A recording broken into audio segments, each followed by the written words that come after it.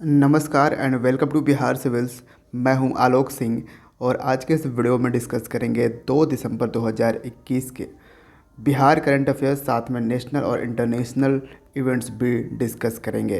तो आप अगर बिहार के किसी भी एग्ज़ाम्स की प्रिपरेशन कर रहे हो, जैसे BPSC, study PO, Bihar SI, Bihar SSC या फिर बिहार के और दूसरे एग्ज़ाम्स, तो ये सीरीज़ आपको फॉलो करना चाहिए रेगुलर बेसिस पे। ये मॉर्निंग में आपको ये वीडियो मिलता है, सुबह मॉर्निंग में 8 बजे। So question number 1, which bank is providing $329 million loan for Bihar state highway project 3। यहाँ पे नोटिस कीजिएगा, ये बात कही जा रही है स्टेट हाईवे की, ठीक है। बिहार राज्य राजमार्ग परियोजना 3 के लिए कौन सा बैंक $339 मिलियन का ऋण प्रदान कर रहा है? तो ये कौन सा बैंक है? ये बैंक है एशियन डेवलपमेंट बैंक, एशियाई विकास बैंक। Option D is the correct answer. देखिए, एशियन डेवलपमेंट बैंक जिसका आपको हेडक्वार्टर मिलेगा मनीला में। मनीला है फिलीपींस की राजधानी। जी हाँ, फिलीपींस देश की राजधानी है मनीला। और इस $339 मिलियन लोन में एक्चुअली में बिहार के 5 स्टेट हाईवे बनेंगे। पहला स्टेट हाईवे होगा, वो होगा स्टेट हाईवे 95, जो कि मानसी सिमरी बख्तियारपुर है, मानसी से सिमरी बख्तियारपुर।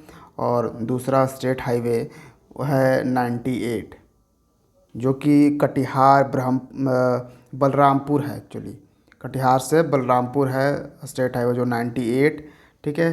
फिर एक आपको स्टेट हाईवे मिलेगा, स्टेट हाईवे 99। ये 82 से बहादुरगंज दिघल बैंक तक ये रहेगा, जो स्टेट हाईवे 99 है। फिर है स्टेट हाईवे 101, ये अम्बा से देव से फिर मदनपुर तक रहेगा स्टेट हाईवे। और लास्ट और पांचवा जो स्टेट हाईवे है वो होगा स्टेट हाईवे 103। और ये होगा मांझवे से गोविंदपुर तक स्टेट हाईवे 103। तो ये 5 स्टेट हाईवे इससे बनाए जाएंगे, ये $329 मिलियन लोन से। और इस लोन के लिए एक तो एशियन डेवलपमेंट बैंक है, इसके साथ एग्रीमेंट हुआ है। और उसके बाद आपको डिपार्टमेंट ऑफ इकोनॉमिक अफेयर्स, इसके साथ साथ Bihar state road development corporation है वो उसके साथ। तो ये 3 लोगों ने मिलकर ये एग्रीमेंट किया है। नेक्स्ट मोस्ट इम्पोर्टेंट सवाल, which legislative council became the India's first house to accept and implement NeVA? तो नेवा को स्वीकार करने और लागू करने वाला भारत का पहला सदन कौन सा विधान परिषद बन चुका है? तो ये बन चुका है बिहार। जी हाँ, बिहार का विधान परिषद, बिहार लेजिस्लेटिव काउंसिल, ये पहला सदन है देश का जिसने लागू कर लिया नेवा। नेवा क्या है? नेवा है नेशनल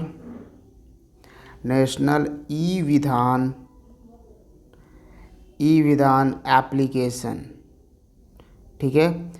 मतलब जो भी हमारा पार्लियामेंट है, उसी तरह से जैसे राज्य में है हमारा लेजिस्लेटिव असेंबली और लेजिस्लेटिव काउंसिल, उसको क्या करना है ना कि पेपरलेस बनाना है। मतलब सब कुछ डिजिटल काम हो। ये एक पार्ट है डिजिटल इंडिया प्रोग्राम का। ये पार्ट है कि पूरा जो भी हमारे स्टेट हैं, जो भी हमारे राज्य हैं, वो बिल्कुल पेपरलेस हो, डिजिटल तरीके से हो। तो जो मतलब विंटर सेशन अभी बिहार लेजिस्लेटिव काउंसिल का शुरू हुआ, उसमें हमने देखा कि जो भी वहाँ पे मेंबर थे उन लोगों ने टैब लिया था। जी हाँ, उन लोगों ने टैब लिया था पेपर के जगह पे, और टैब पे ही उन लोग अपना वर्क कर रहे थे। तो इस तरह से क्या है कि जो भी कार्रवाई है, जो भी कागजी कार्रवाई है विधान का, यानी विधान परिषद हो या फिर विधानसभा हो, उसको डिजिटल बनाना इस प्रोग्राम का एम था, डिजिटल इंडिया प्रोग्राम। इसी के थ्रू ये पोर्टल लॉन्च किया गया था, नेशनल ई विधान एप्लीकेशन ये लॉन्च किया गया था, यानी नेवा। ठीक है, तो ये याद रखिएगा, बहुत इंपॉर्टेंट है। ये बिहार पहला राज्य बन चुका है इसको एक्सेप्ट करने वाला। Next question, which film has been honoured with golden peacock award at IFFI 2001। IFFI क्या है? ये है international film festival of India 2021। क्या है? International film festival of India 2021, जो कि ये 52nd इंटरनेशनल फिल्म फेस्टिवल हुआ था, और इस साल हुआ 2021 में। कहाँ? गोवा में।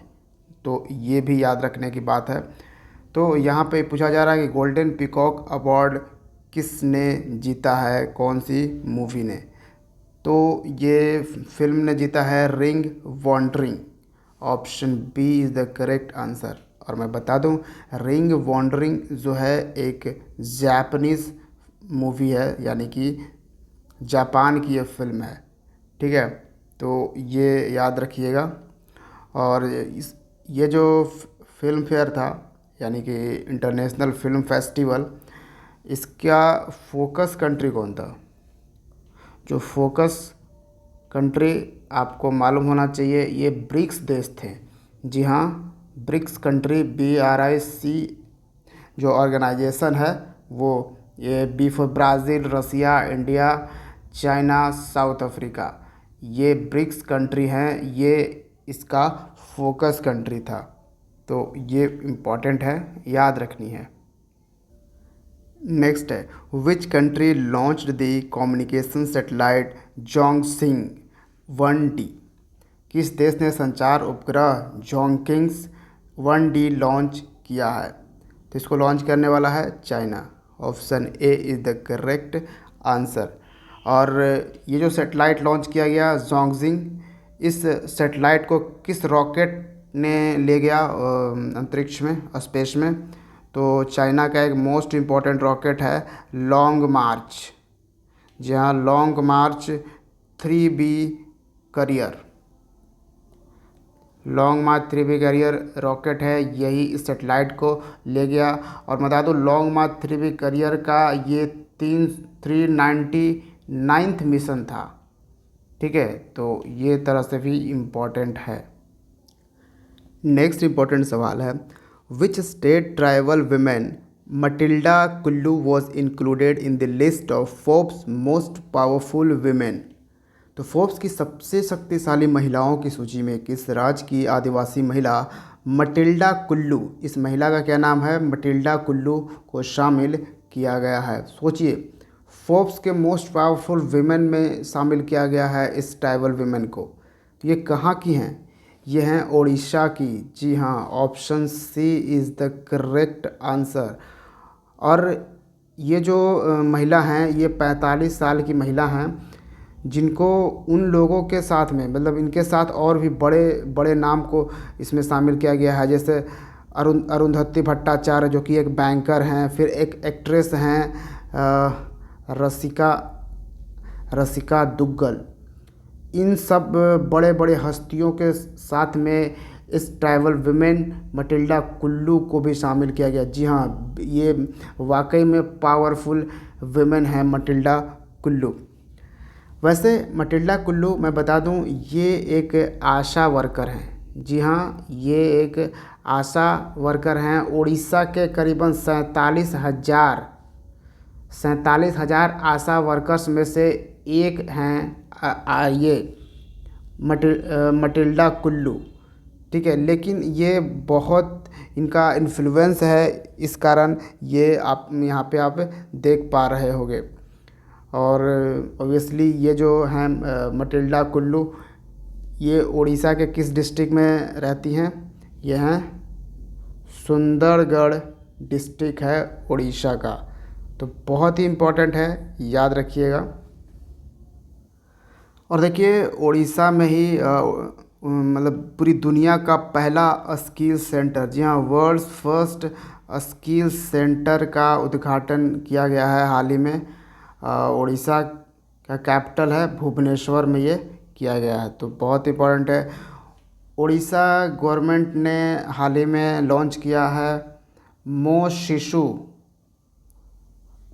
शिशु पोर्टल उड़ीसा गवर्नमेंट ने लॉन्च किया है।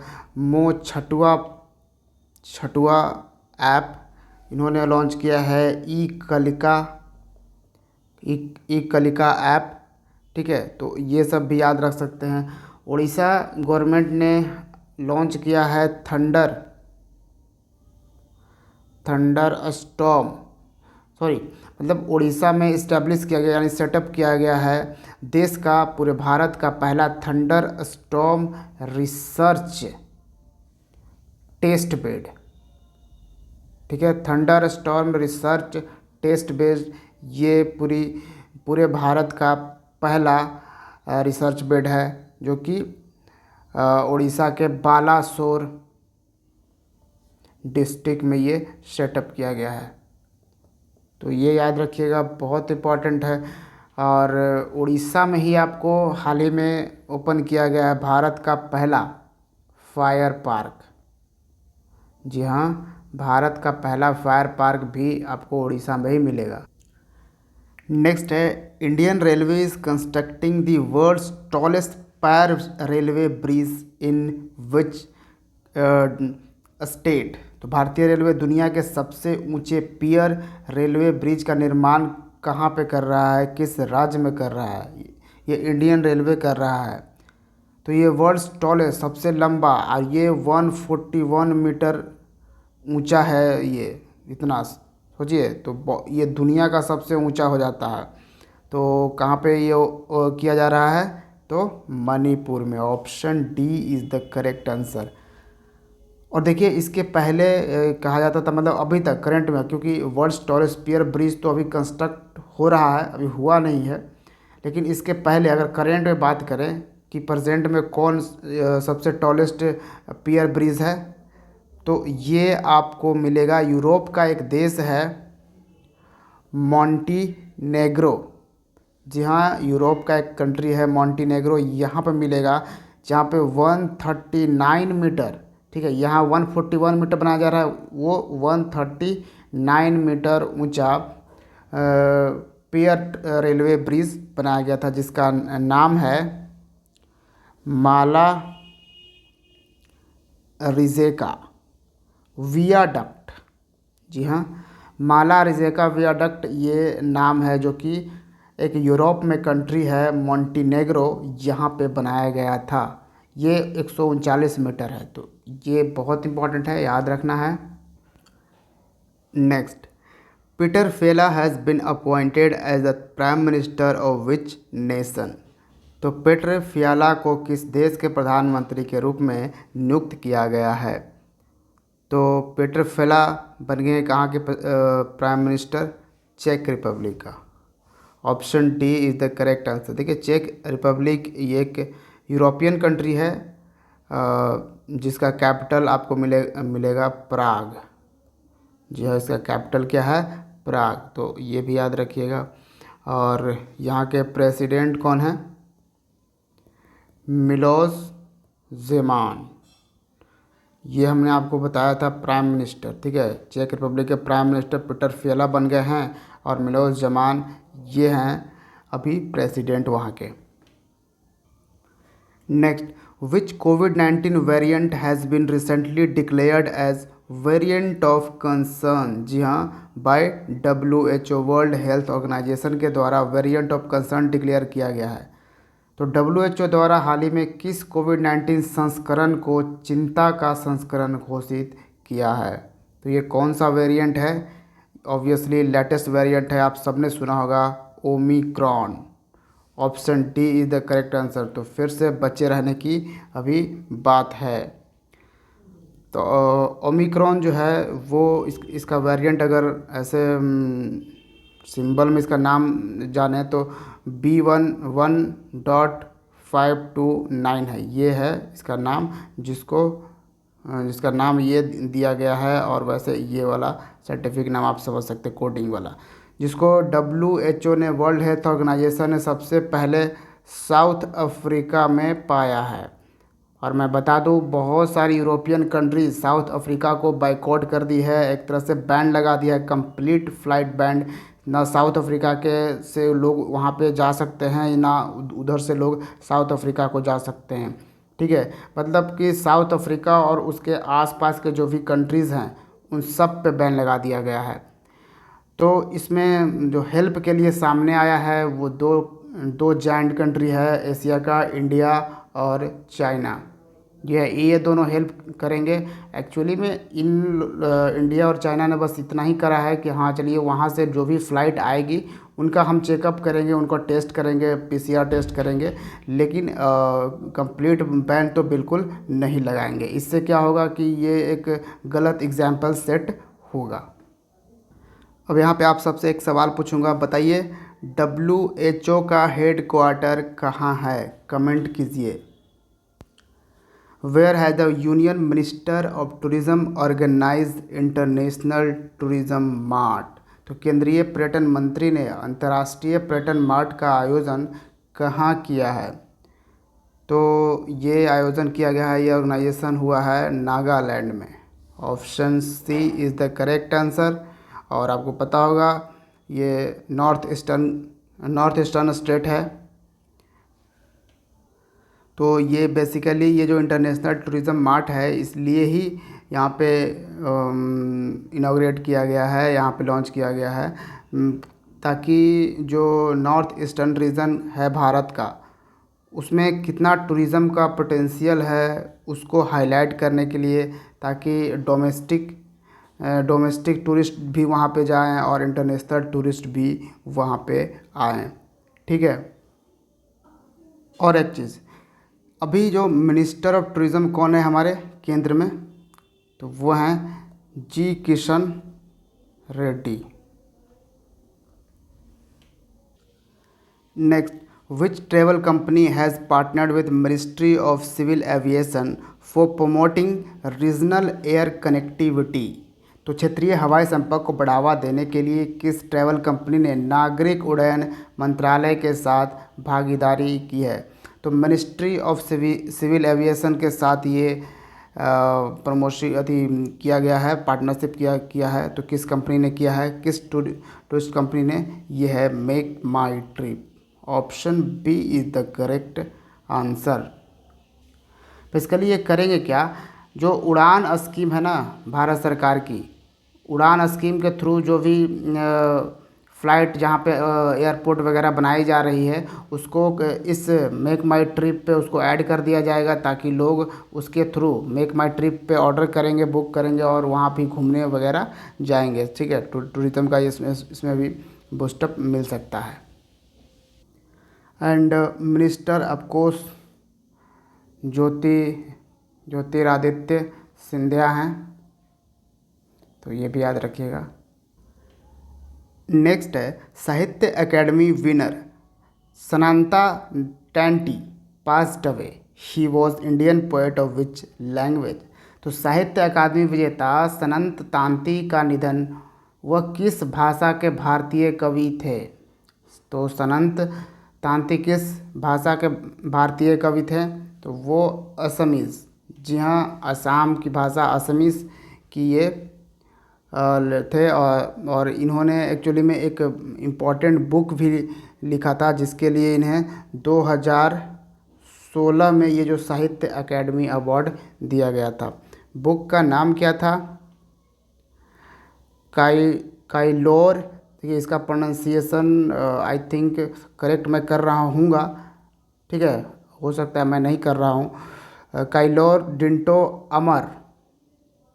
अमार होबो, काइलोर डिंटो अमार होबो। ठीक है, इसका मैं अगर मीनिंग बताऊँ हिंदी में तो इसका मतलब कि कल हमारा होगा, टुमारो विल बी आवर्स। ठीक है, तो ये याद रखिएगा, इस बुक के लिए साहित्य अकेडमी अवार्ड भी दिया गया है। और जहाँ तक बात करें असम की, तो हाल ही में असम गवर्नमेंट ने हिमा दास जिनको ढिंग एक्सप्रेस भी कहा जाता है, इनको डीएसपी के तौर पर अपॉइंट किया है, तो ये भी याद रखिएगा। असम गवर्नमेंट ने हाल फिलहाल में लॉन्च किया है प्रज्ञान भारती स्कीम किस लिए? तो स्टूडेंट्स को किताब लेने के लिए, किताब कॉपियाँ लेने के लिए 1500 रुपया प्रत्येक स्टूडेंट्स को इसके थ्रू दिया जाएगा। फिर साथ में किया है भाषा गौरव स्कीम, ये भी असम सरकार ने लॉन्च किया है। फिर असम सरकार ने लॉन्च किया है भ्रमण, जी हाँ, भ्रमण सारथी स्कीम। इसके थ्रू जो विमेन हैं और जो सीनियर सिटीजन्स हैं उनको फ्री बस सर्विस असम में दी जाएगी। तो ये भी आपको याद रखना है। और असम की एक ख़ास इम्पोर्टेंट है रेड राइस, जी हाँ, लाल चावल है एक, जिसको बाव धाम कहा जाता है। ठीक है, बाव धान जिसको कहा जाता है, ये हाल ही में अमेरिका इसको एक्सपोर्ट किया गया है, अमेरिका को इसको सेल किया गया है। तो ये भी याद रखिएगा, इम्पॉर्टेंट है। और देश का पहला मल्टी मॉडल लॉजिस्टिक पार्क जो है वो बनने जा रहा है असम की गुवाहाटी में। ठीक है, और आपको मैं बता दूं, ये मैंने बोला देश का पहला मल्टी मॉडल लॉजिस्टिक पार्क कहाँ बनेगा? असम में। लेकिन देश का सबसे बड़ा मल्टी मॉडल लॉजिस्टिक पार्क कहाँ बनेगा? तो वो बनने वाला है गुजरात में। जी हाँ, याद रखिएगा। नेक्स्ट 10 आज का लास्ट सवाल। As per Kantar's brands which company has named as most purposeful brands in India 2021 in tech. तो कंटार के ब्रांड्स के अनुसार किस कंपनी ने भारत में सबसे अधिक उद्देश्यपूर्ण ब्रांड 2021 को टेक में नामित किया है? तो ये कौन सी कंपनी है? ये डिजिटल कंपनी, ऑनलाइन कंपनी है Amazon. Option B is the correct answer. So ये था 2 दिसंबर का बिहार करंट अफेयर के साथ नेशनल और इंटरनेशनल। तो वीडियो पसंद आया, इन्फॉर्मेटिव लगा तो वीडियो को लाइक कीजिएगा, और ये सीरीज़ पसंद आ रहा है तो ज़रूर लाइक कीजिएगा और शेयर भी कर दीजिएगा, और सब्सक्राइब तो करना ही है अगर अब तक नहीं किया है। Thank you for watching Bihar civil. See you in the next video. जय हिंद।